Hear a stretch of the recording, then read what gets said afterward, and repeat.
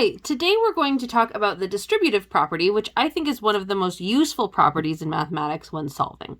So if a, b, and c are real numbers, then a times b plus c is equal to a times b plus a times c.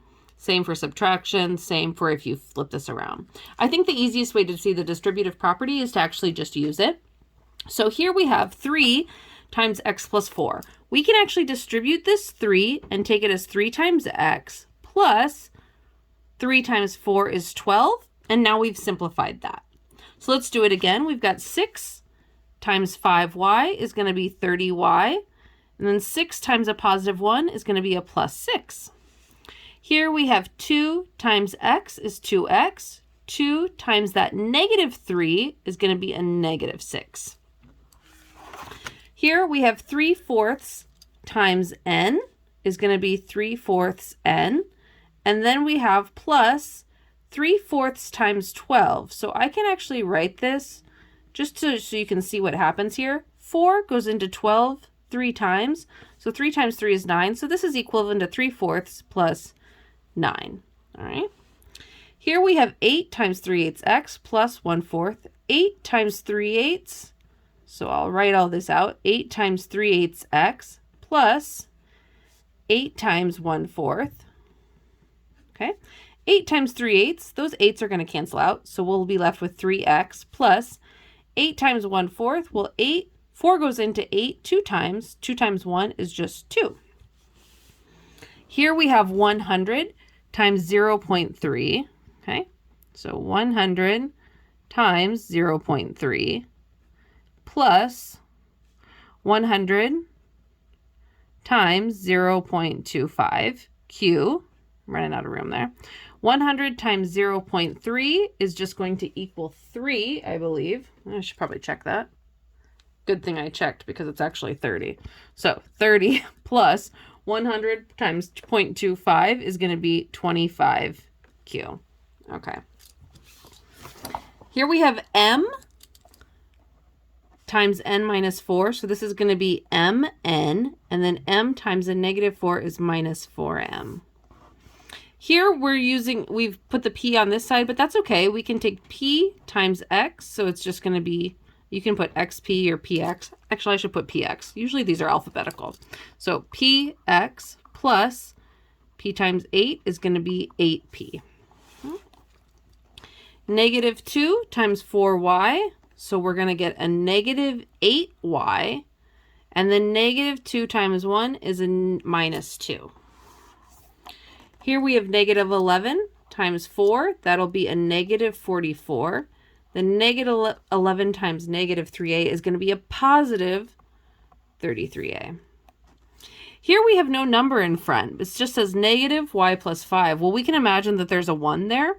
So negative 1 times y is just going to be a negative y. Negative 1 times 5 is a minus 5.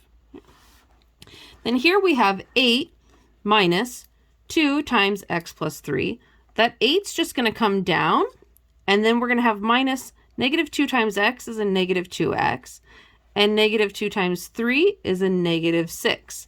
We actually are asked to simplify this, and we have some like terms here. So 8 minus 6 is 2 minus 2x, and now that's actually simplified. Let's do a few more here. 4 times x minus 8 minus x plus 3. I'm going to distribute the 4, so I've got 4x minus 32. And then I'm going to have minus, remember that 1 there, so I'm going to have minus x minus 3. Now I can combine like terms, so I've got 4x minus x is going to give me 3x. I like to cross them out so I know I've dealt with them. Then I have negative 32 minus 3 is going to be a negative 35. And now that's simplified. We're also asked to evaluate, this time when y equals 10. So first we can distribute. We've got 6 times 5y is going to be 30y plus 6 times 1 is 6. Now I can evaluate. I've got 30 times 10 plus 6. This is going to give me 300 plus 6, so it equals 306. Here I have 6 times 5 is 30y plus 6 times 1 is 6. Looks like we're going to have the same situation here, right? This has already been distributed. So then we have 30 times 10 plus 6. 300 plus 6 is 306. All right, let's do another.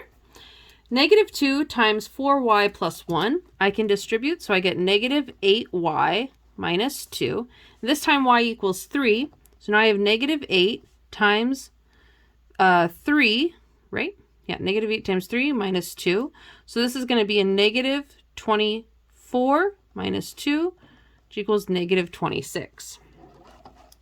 Here I have negative 2 times 4 times 3 plus negative 2 times 1. Negative 2 times 4 is negative 8 times 3 is negative 24 plus negative 2 times 1 is a negative 2. So that equals a negative 26. So you can see that this worked both ways, right? Now we're asked finally to evaluate when y equals 35 to show that negative y plus 5 equals a negative y minus 5. Okay, so we've got the same thing here and here, maybe, right? We just want to show that it works. So I've got negative 35 plus 5. So that's going to equal a negative 40, which equals a negative 40. Here I have a negative 35 minus 5, which equals negative 40. So we could see that having that negative sign in front makes it just the exact same thing, right? Okay, that's the distributive property. Hopefully you've used it before and it's kind of familiar to you and you understand. If you have questions, please bring them to class and I'll see you then. Thanks, bye.